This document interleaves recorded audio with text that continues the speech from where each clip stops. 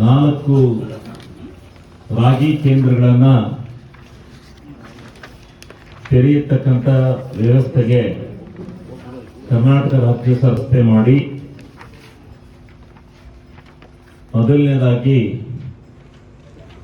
ಅರಸೀಕೆರೆ ನಗರದಲ್ಲಿ ಒಂದು ಕೇಂದ್ರ, ಗಣಸಿನಲ್ಲಿ ಒಂದು ಕೇಂದ್ರ, ಜೇಸಿಪುರದಲ್ಲಿ ಒಂದು ಕೇಂದ್ರ, ಬಾಣಾವರದಲ್ಲಿ ಒಂದು ಕೇಂದ್ರ. ಈ 4 ಕೇಂದ್ರಗಳು ಜಾಗದಲ್ಲಿ ಅವರಿಗೆ ಬರುತ್ತಾ ಮೇಲೆ ಈ 4 ಕೇಂದ್ರಗಳನ್ನು ನಾವು ಪ್ರಾರಂಭ ಮಾಡ್ತಾ ಇದ್ದೀವಿ. ರೈತರು ರಾಗಿಯನ್ನ ತಂದು ಶುದ್ಧವಾಗಿ ಕೊಡಬೇಕು ಅಂತಕ್ಕಂಥದ್ದನ್ನು ನಾವು ಹೇಳಿದ್ವಿ. ಈ ಸಭೆಯಲ್ಲಿ ಹಾಜರಿರ್ತಕ್ಕಂಥ ನಮ್ಮ APMC ಸೆಕ್ರೆಟರಿ ಅವರೇ, ಜಿಲ್ಲಾ KSFP ಮ್ಯಾನೇಜರ್ ಅವರೇ, ಮೇಡಮ್ ಅವರೇ, ನಮ್ಮ ದಯಾನಂದ್ ಅವರೇ, ರೈತ ಸಂಘದ ನಾಯಕರುಗಳು, ನಮ್ಮ ಶಿವಮೂರ್ತಿಯಣ್ಣವರೇ, ಬಾಲು, ಮತ್ತು ನಮ್ಮ ಜಯಣ್ಣವರೇ, ನಮ್ಮ ಬೋರ್ನಕೊಪ್ಪಲು ನಮ್ಮ ರೈತ ಸಂಘದ ನಾಯಕರಾದಂಥ ಶಿವಲಿಂಗಪ್ಪನವ್ರು, ನನ್ನ ಹೆಸರಿನಿಂದ, ಮತ್ತು ನಮ್ಮ ರವಿಚಂದ್ರ ತಮ್ಮೂರು ಬಸವರಾಜಪುರದಲ್ಲಿ ನೋಡಿಯಲ್ಲಿ ಹೋಗಿ ಬಸವರಾಜಪುರದಲ್ಲಿ, ಮತ್ತು ಇಲ್ಲೆಲ್ಲ ನೆರೆದಿರ್ತಕ್ಕಂಥ ಎಲ್ಲ ನನ್ನ ಆತ್ಮೀಯ ರೈತ ಬಂಧುಗಳೇ, ಮಾಧ್ಯಮದ ಸ್ನೇಹಿತರೆ ಮತ್ತು ರೈತ ಮುಖಂಡರುಗಳೇ,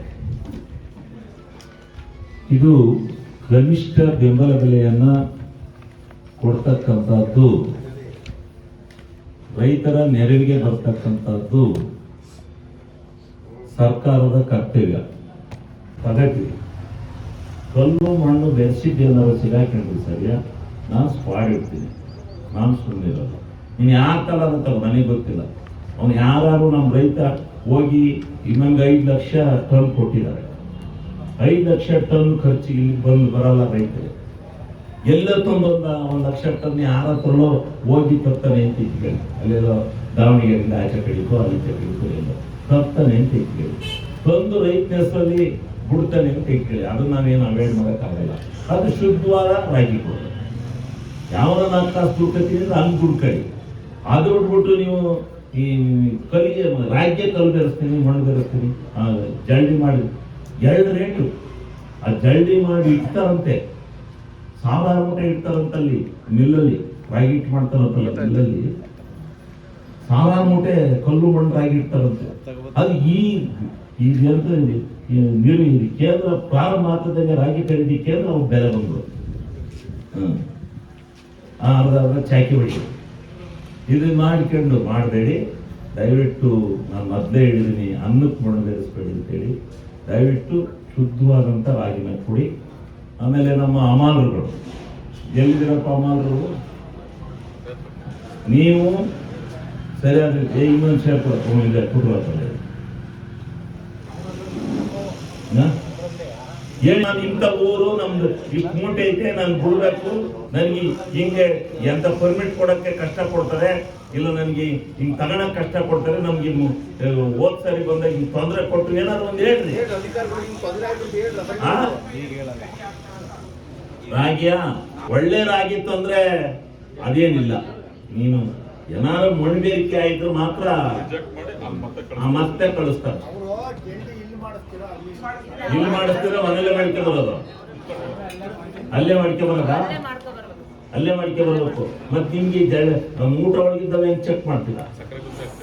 ಸಕ್ಕರೆ ಬುತ್ತಿಲ ಹಾಕಿತ್ತ ಚೆನ್ನಾಗಿರ್ತಾವಪ್ಪ, ಅಲ್ಲೇ ಮಾಡ್ತೀರ. ಅಲ್ಲೇ ಅವ್ರು ಸುರಿತಾರ, ನೀನ್ ಚಿಲ್ಕ ಹಾಕಿರ್ತೀರಿ, ಆಗ ನಿಮ್ಗೆ ಅದು ಚೆನ್ನಾಗಿರುತ್ತೆ. ರಾಗಿ ಇಲ್ಲ ಅಂತ ನಿಮ್ಗೆ ಆಯ್ತು. ಹಂಗ ನಾನು ರೈತರಿಗೆ ಕೇಳಕ್ ಹೋಗ್ತಿಲ್ಲ. ನಾನು ಒಂದು 10 ಚೀಲ ಸುರಿಸ್ತೀನಿ, 5 ಚೀಲ ನಾನು ಅಲ್ಲಿ ಇಲ್ಲ ರಾಶಿಗೆ ಬಂದು ಕೈ ಹಾಕ್ತೀನಿ.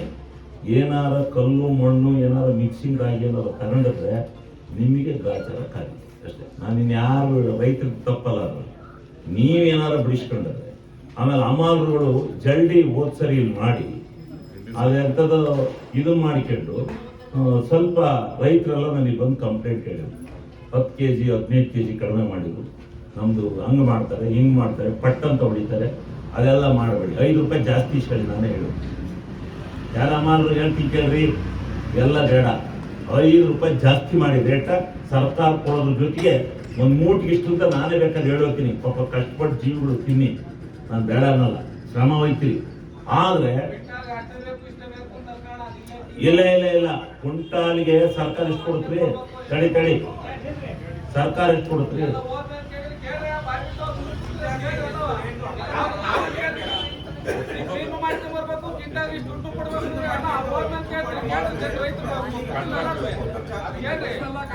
ಒಂದು ಮೂಟೆನ ತೂಕ ಮಾಡೋಕ್ಕೆ ಎಷ್ಟು ದುಡ್ಡು ಕೊಡ್ತೀವಿ? 4 ರೂಪಾಯಿ ಒಂದು ಮೂಟಿಗೆ 4 ಕೊಡ್ತಾರೆ. ನಿಮ್ಗೆ ಎಷ್ಟು ಬೇಕು? 10 ರೂಪಾಯಿ ಕೊಡ್ತಾರೆ. ಅಂಗಡಿ ರೇಟ್ ಕೊಡಕ್ಕಾಗಲ್ಲ. 4 ರೂಪಾಯಿ ಈ ಕಡೆ ಐತೆ, ಇನ್ನೊಂದು 3 ರೂಪಾಯಿ ರೈತರು ಸೇರಿಸ್ಕೊಡ್ತಾರೆ.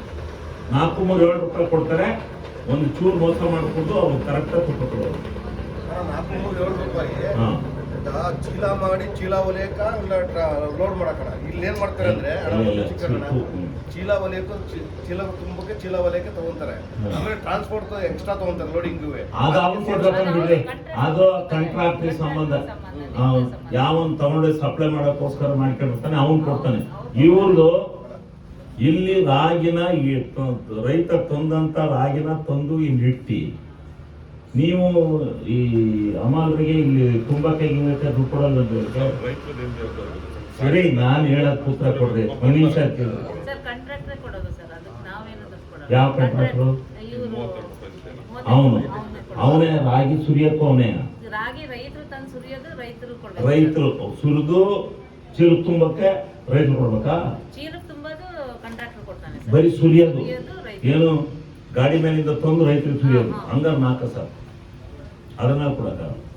ನಿಮ್ದು ಇನ್ನೇನು ಕೆಲಸ ಇಲ್ಲ. ಅಲ್ಲಿಂದ ತಂದು ಇಲ್ಲಿ ಚಿಂತಾಲ್ಗಿಟ್ಟಿ ರಾಶಿ ಸುರಿಯೋದು ಅಷ್ಟೇ ನಿಮ್ ಕೆಲಸ. ಮತ್ ತುಂಬಂಗಿಲ್ಲ. ನೀವು ತುಂಬಕ್ಕೆ ಅವ್ನು ಕೊಡ್ತಾರೆ. ಯಾರು? ಸಪ್ಲೈ ಮಾಡ ಅವನ್ ಬೇಕಾದ್ರೆ ಅದೆಷ್ಟು ಏನು ಅಂತ ಬೇಕಾದ್ರೆ ನೀವು ಬಂದ್ರೆ ಒಂದು ಮಾಡ್ಕೊಡೋದು. ಆಯ್ತು, 4 ರೂಪಾಯಿ ಐತಲ್ಲ, 1 ರೂಪಾಯಿ ರೈತ ಕೊಡ್ತಾನೆ, 5 ರೂಪಾಯಿ ತರಬೇಕು ಅಷ್ಟೇ. ಗೊತ್ತಾಗ್ತೇನಪ್ಪ? ಇನ್ನೇನಾರ ಇದ್ರೆ ಹೇಳಿ. ಆಮೇಲೆ ರೈತರು 5 ರೂಪಾಯಿ ಕೊಡ್ರಿ. ಒಂದು ಇನ್ನೇನು ಕೊಡಕ್ ಹೋಗ್ಬಿಡಿ. ನೀವು ಯಾರಿಗೂ 10 ಪೈಸಾ ಕೊಡಕ್ ಹೋಗ್ಬಿಡಿ. ಅಲ್ಲಣ್ಣ, ಈಗ ಟ್ಯಾಕ್ಟ್ರಿಯಿಂದ ಇಲ್ಲಿ ಕಟ್ಟೆ ಮೇಲೆ ಹಾಕೋದಕ್ಕೆ ಒಬ್ರು ಮಾತಾಡ್ರಿ. ಟ್ಯಾಕ್ಟ್ರಿಯಿಂದ ಕಟ್ಟೆ ಮೇಲೆ ತರೋದಕ್ಕೆ ನೀವ್ ಹೇಳ್ತಿರೋದು 5 ರೂಪಾಯಿ. ನೀವೀಗ ಸುರಿಯೋದಕ್ಕೆ ಇಲ್ಲಿಂದ ಮತ್ತೆ ಲೋಡ್ ಮಾಡಿ ಪ್ಯಾಕ್ ಮಾಡಿ ಹೋದ್ ಬಾರಿ ಒಂದ್ ಚೀಲಕ್ಕೆ 30 ರೂಪಾಯಿ ತಗೊಂಡಿದಾರಣ್ಣ. ಇವರಯ್ಯ ಇವರೇ 30 ರೂಪಾಯಿ ತಗೊಂಡಿದ್ದಾರೆ. 20 ರೂಪಾಯಿ ಒಂದ್ ಚೀಲ ಟ್ಯಾಕ್ಟ್ರಿಂದ ಇಲ್ಲಿಗೆ ಬರತ್ತ ತಗೊಂಡಿದ್ದಾರೆ. ನಾನು ಕೇಳ್ಕೊಳವರೆಗೂ ಇರೋ ಅವ್ರನ್ನ ಕೇಳ್ತಾ ಇದ್ದೀನಿ. ಆಯ್ತು, ನಿಮ್ ಎದುರಿಗೆ ಕೇಳ್ತಾ ಇದೀನಿ. ಇನ್ನೆಲ್ಲ ಹಿಂದೆ ಮುಂದೆ ಅವರಲ್ಲ. ಇಲ್ಲಿ ನೀವು ಅವನಿಗೆ ಕೊಟ್ಟೋದು 32 ರೂಪಾಯಿ ರಾಗಿ ಸಾಕ್ಸಕ್ಕೆ ಚೀಲಕ್ಕೆ. ಇಲ್ಲಿ ರಾಗಿನ ತುಂಬಿ ಹೊಲದು ತಗೊಂಡೋಗಿ ಗಾಡಿಗೆ ಹಾಕಿ ಅಲ್ಲಿ ಅನ್ಲೋಡ್ ಮಾಡಕ್ಕೆ ನೀವು 32 ರೂಪಾಯಿ ಕೊಡೋದು. ಗೊತ್ತಾಯ್ತಾ? ಅವನಿಗೇನು ಪುಕ್ಕಟ್ಟೆ ಕೊಡ್ತಾ ಇಲ್ಲ. ಬೇಕಾದ್ರೆ ಹಾಕ್ತಾನೆ, ಬೇಕಿದ್ರು ಬಿಟ್ಟು ಹೋಗ್ತಾನೆ. ಇವರು ರೈತರು 10 ಪೈಸಾ ಕೊಡಂಗಿಲ್ಲ ಅವನಿಗೆ. ಇನ್ ಯಾಕಾರ 10 ರೂಪಾಯಿ ತಗೊಂಡ್ರೆ ನಾನು ಸುಮ್ಮನೆ.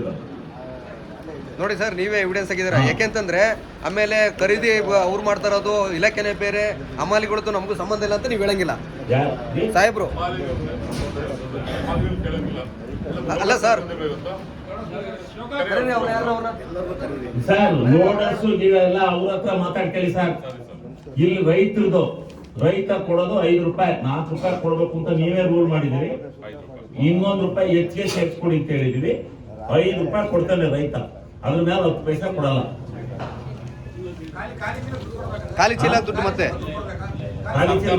ದುಡ್ಡು ಕೊಡ್ತೀಯ? ಇಸ್ಕೊಂಡಿದಾರಣ್ಣ, ಹೋದ್ ಬಾರಿ ಇಸ್ಕೊಂಡಿದ್ದಾರೆ. 200 ರೂಪಾಯಿ 300 ರೂಪಾಯಿ ಒಂದೊಂದು ರೈತನ ಹತ್ರ ತಗೊಂಡಿದ್ದಾರೆ.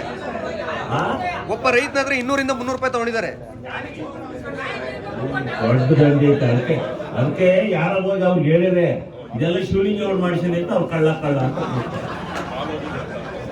ಪಾಲ್ ಹೋಗಿದೆ. ಎಲ್ಲ ಶೇರ್ ತಗೊಂಡನೆ ಇದೆಲ್ಲ. ಇದು ಮತ್ತೆ 300 ರೂಪಾಯಿ ಚೀಲ ತಗೊಂಡ್ಮೇಲೆ ಅಲ್ಲ ಸತ್ಯ ರೀ. ಏ, ನೀವೇನ್ ಮಾಡ್ತಾ ಇದ್ದೀರಿ ಅಣ್ಣ ರೈತರು? ಅಣ್ಣ ನಾನ್ ಕಟ್ಟೆ ಕೊಟ್ಟಿದ್ದೀನಿ ಇರ್ಬೇಕಿಲ್ಲಿ. ನಾನ್ ಕೊಟ್ಟಿದ್ದೀನಿ ಏಯ್, ಸುಮ್ಕುತ್ಕೊಳ್ಳ. ಶಾಲಾ ಅಲ್ಲಣ್ಣ. ಶಾಲಾಕ್ಕೆ ಬಿಟ್ಟು ಅಲ್ಲ ಅಲ್ಲ ಅಲ್ಲ ನಾ ಶಾಲಣ್ಣ ಹೋದ್ ಬಾರಿ ಇದೇ ನಮ್ಮ ಅಧ್ಯಕ್ಷ ಕರ್ಕೊಂಡು 50 ಪೈಸನೂ ಕೊಡಂಗಿಲ್ಲ. ಈಗ ಈ ವ್ಯಾಪಾರ ಮಾಡೋರು ಇರ್ತಾರಲ್ರಿ, ಆಮೇಲೆ ಕಲ್ಲು ಮಣ್ಣು ಸುರ್ಕೋಬೇಕಲ್ಲ, ಅವ್ರ 200 ಇಲ್ದ್ರೆ 500 ತಗೊಳಕ್ ಹೋಗ್ತಾರೆ. ರೈತನೇ ಕೊಡ್ಬೇಕಲ್ರಿ. 4 ರೂಪಾಯಿ ಯಾರು ಕೊಡ್ಬೇಕ? ನೀವು ಕೊಡ್ತೀರ, ಅವರೇ ಕೊಡ್ಬೇಕು ರೈತರು. ಅದಕ್ಕೆ ರೈತನಿಗೆ 5 ರೂಪಾಯಿ ಹೇಳಿ. 5 ರೂಪಾಯಿ ಅವ್ನು ತಂದು ಸುರಿಬೇಕಲ್ಲ. ಅಣ್ಣ ಟ್ಯಾಕ್ಟರ್ ಇಂದ ಕಟ್ಟೆ ಮೇಲೆ ಬರೋದಕ್ಕೆ 5 ರೂಪಾಯಿ ಅಷ್ಟೇ. 5 ರೂಪಾಯಿ ಅಷ್ಟೇ. ಆಯ್ತಣ್ಣ ಎಲ್ಲ ರೈತರಿಗೆ ಅರ್ಥ ಆಯ್ತಾನಲ್ಪ. ಒಂದ್ ಚೀಲಕ್ಕೆ 50 ಇರುತ್ತೋ 60 ಇರುತ್ತೋ, ನೀನ್ ಎಷ್ಟು ತುಂಬಿಕೆ ಬತ್ತಿ ಅಷ್ಟಕ್ಕೆ. ಒಂದು ಚೀಲನ ಎಷ್ಟಿತ್ತು ಒಂದು ಇಳಿಕಿದೆ 5 ರೂಪಾಯಿ, 10 ಪೈಸೆ ಕೊಡ್ಬೇಡಿ ಅವ್ರು. ಸರಿ ಅಣ್ಣ ಆಯ್ತು. ನ್ಯಾಯ ಕಂಡಿಡಿ. ಆಗ ಇಲ್ಲಿ ಯಾರು ಅವ್ಯವಹಾರ ಮಾಡ್ತಾರೆ. ಈ ಸಾರಿ ನಾನು ಸುಮ್ಮನಿರಲ್ಲ. ಯಾಕೆಂದ್ರೆ